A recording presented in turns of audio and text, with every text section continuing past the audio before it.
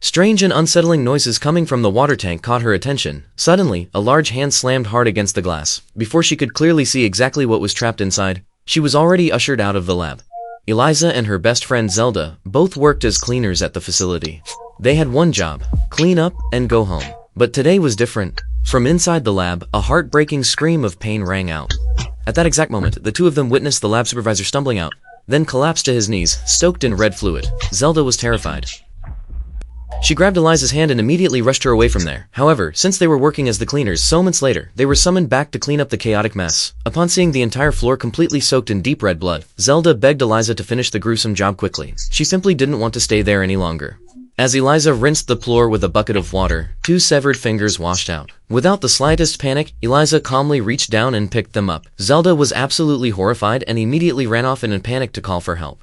At the same time, Eliza noticed something inside the tank, something she had never seen in her life. Dark blood was continuously oozing from a wound on the creature's belly, and it was clear that the poor creature had suffered greatly while being trapped inside that cold place. The very next day, unable to resist her growing curiosity, Eliza secretly went back into the laboratory.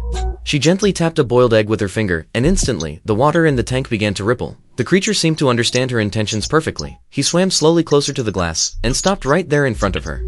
When the creature suddenly became tense and alert, Eliza remained perfectly still without moving. Calmly, she put down the egg, and began explaining through sign language exactly what it was. The creature only understood part of it, but he accepted the gift and dove back down deep into the water.